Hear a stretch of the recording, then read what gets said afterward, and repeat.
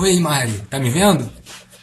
Então, acabei aqui o rascunho sobre o Mário de Andrade e a semana de 22. Como a gente não pode sair de casa, eu vou passar pra você por aqui mesmo, tá? Deu um mó trabalhão, tá? Mas tá pronto. Dá uma olhada aí, vê o que você acha. Opa, valeu, Ítalo, legal. Tá, mas peraí, mas você botou tudo que a gente conversou na reunião aqui, né? Vou olhar, hein, olha lá.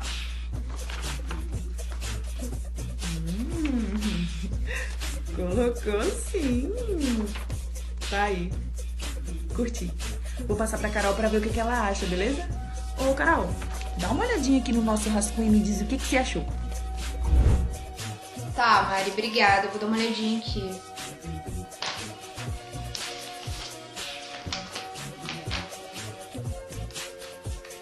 Ô, gente, os papéis estão em branco.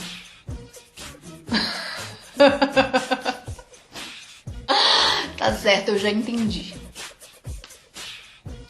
Bora começar. Poeta, cronista e romancista. Crítico de literatura de arte, museólogo, pesquisador de folclore brasileiro, fotógrafo. Não, peraí, ele também era estudante de piano. Um verdadeiro polímata brasileiro. Vocês sabem de quem que eu tô falando? Bom, então vamos voltar para São Paulo de antigamente. Mário de Andrade. Mário de Andrade qualifica o movimento modernista como preparador e destruidor. Era do movimento modernista que seria criado um novo estado de espírito, que viria aí a remodelar a inteligência nacional. Mas que estado novo de espírito é esse? Bem, segundo Mário de Andrade, o material artístico produzido até então era a síntese da imbecilidade de muitos para a vaidade de um só. Ele estava se referindo ao parnasianismo e o seu traço estilístico extravagante, excêntrico, requintado, pautado na forma exacerbada dos sonetos e extremamente rebuscado.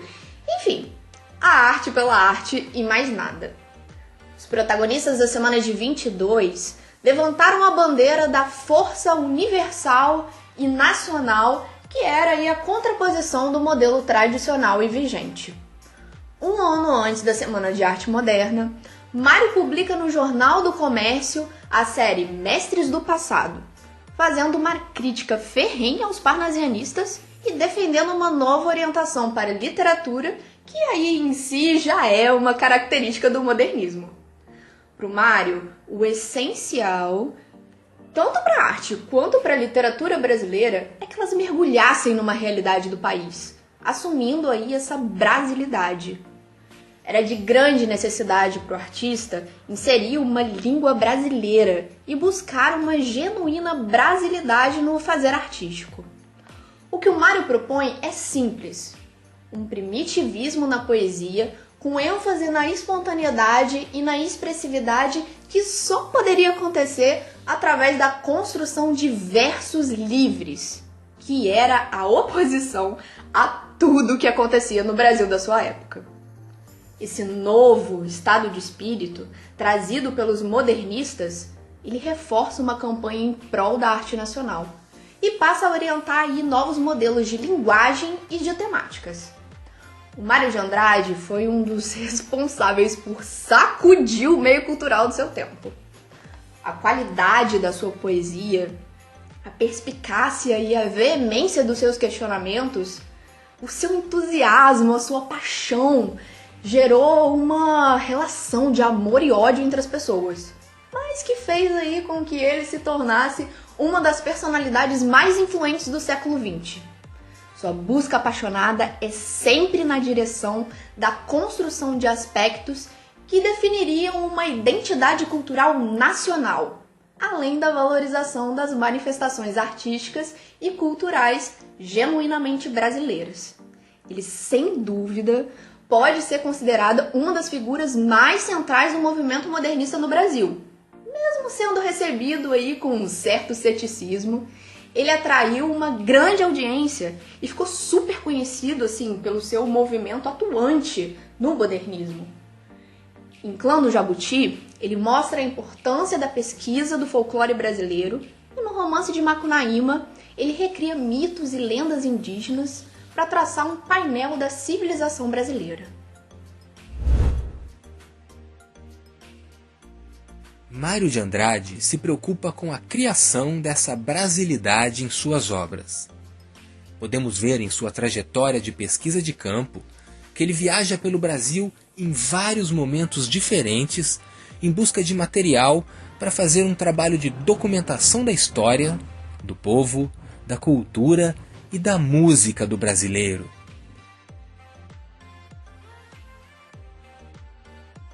Antes de escrever Pauliceia Desvairada,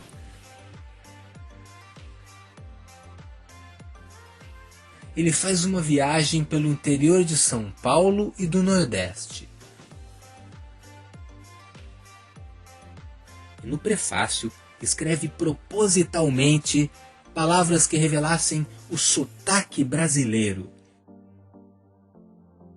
Como, por exemplo, si, em vez de se.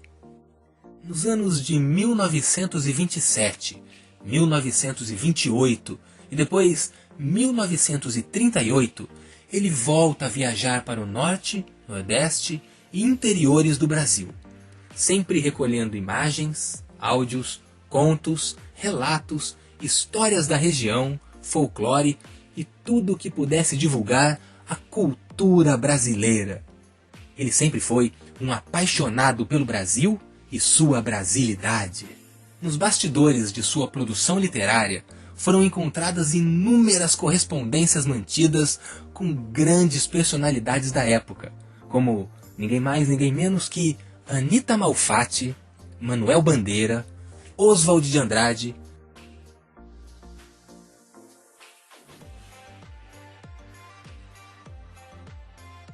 Tarsila do Amaral,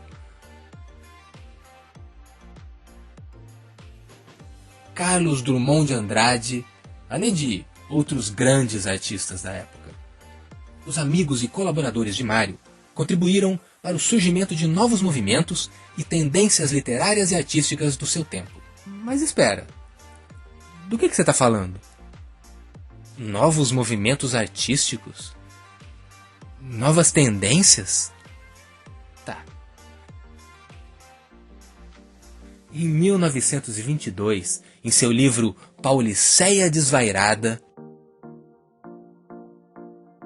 Mário revela o seu contato com as vanguardas europeias, como o futurismo, o expressionismo e o dadaísmo, que conversaram com a Semana de Arte Moderna e serviram de força motriz para os nossos artistas nacionais apontarem caminhos para pensarem o Brasil e construírem uma brasilidade, uma identidade cultural e artística nacional. Bom, mas para falar da Semana de Arte Moderna de 22, a gente precisa voltar um pouquinho no tempo para entender o que estava acontecendo no Brasil naquela época. Em 1912, Oswald de Andrade retorna da Europa trazendo as ideias de futurismo de Marinetti. Em 1914, Anita Malfatti também retorna da Europa trazendo várias influências do expressionismo e organiza sua primeira exposição.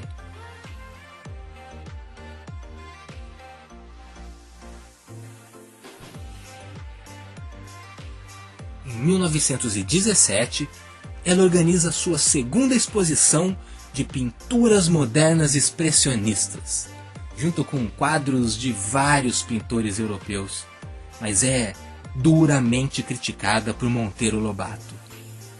E compradores devolvem os quadros adquiridos.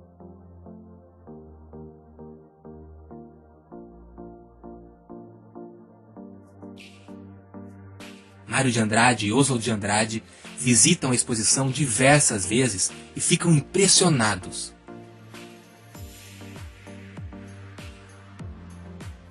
Resolvem então criar o Grupo dos Cinco e revolucionar A arte moderna no Brasil.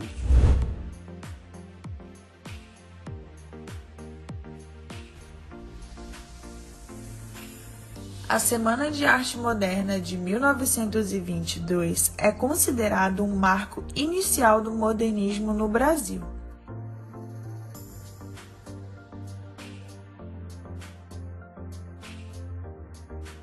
É considerado um movimento artístico, político e social.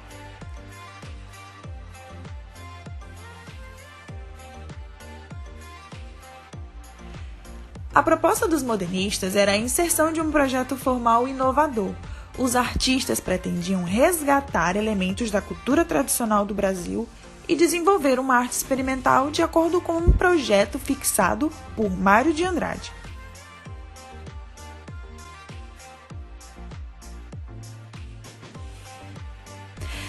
É muito importante a gente falar sobre o contexto histórico que o Brasil estava inserido nessa época. O Brasil comemorava 100 anos de independência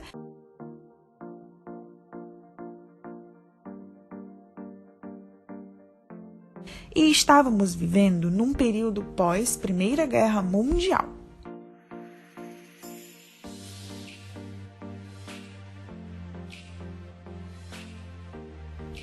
A exposição aconteceu entre os dias 11 e 18 de fevereiro de 1922,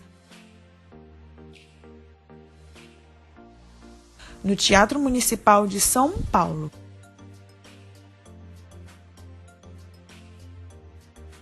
E foi muito marcante por integrar várias expressões artísticas como pintura, escultura, arquitetura, música e literatura. Os idealizadores do movimento foram os artistas brasileiros Oswald de Andrade, Menotti Delpicchia, Tarsila do Amaral, Anita Malfatti e Mário de Andrade. Mário foi considerado um dos principais nomes do modernismo no Brasil. Juntos formaram o Grupo dos Cinco. O grupo, entre outros artistas, liderou o movimento e as ideias da Semana de Arte Moderna, que tomou a frente do movimento modernista no Brasil. Estes artistas sentiram a necessidade de pensar a identidade brasileira em suas obras, e Mário de Andrade defendia a utilização de uma linguagem coloquial e cotidiana, fazendo com que a ideia do parnasianismo no Brasil chegasse mesmo ao fim. Mário foi uma figura muito importante para o movimento modernista e deixou um grande legado para a arte e para a cultura nacional. As manifestações causaram impacto e foram muito mal recebidas pela plateia formada pela elite paulista. O movimento recebeu duras críticas de Monteiro Lobato, entre outros artistas conservadores. Na ocasião da Semana de Arte Moderna, Mário de Andrade apresentou o esboço do ensaio que viria a publicar em 1925, A Escrava que Não Era Isaura, além de outros poemas. Várias pinturas e esculturas causaram espanto e foram reprovadas pelo público, e muitos poemas também foram duramente vaiados e criticados pela camada mais conservadora da cena artística brasileira. Entre eles, o poema Ode ao Burguês, de Mário de Andrade, lido pela primeira vez durante a famigerada Semana de Arte Moderna.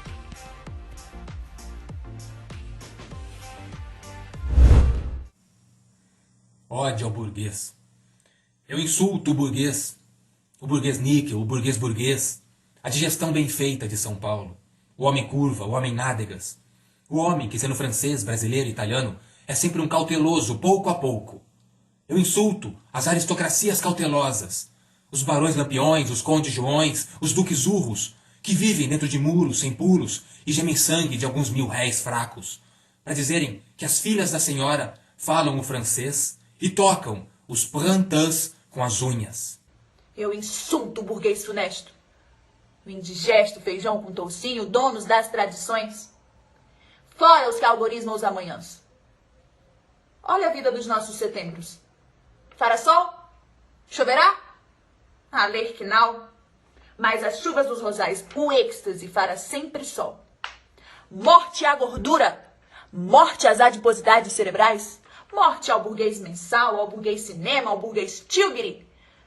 Padaria suíça? Morte, viva Adriano! Ai, filha, que te darei pelos teus anos? Um colar? Conto e 500? Mas nós morremos de fome. Come! Come-te a ti mesmo, ó gelatina pasma, ó purê de batatas morais, ó cabelos nas ventas, ó carecas. Ódio aos destemperos regulares, ódio aos relógios musculares, ó morte à infâmia!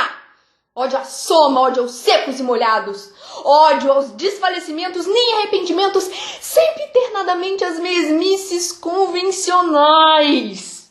De mãos nas costas, eu marco o compasso. Eia! 2-2, primeira posição, marcha! Todos pra central do meu rancor inebriante. Ódio ao insulto, ódio à raiva, ódio e mais ódio. Morte ao burguês de griolhas, cheirando a religião que não crê em Deus. Ódio vermelho, ódio fecundo, ódio cíclico, ódio fundamento, ódio sem perdão. Fora, fora, bom burguês!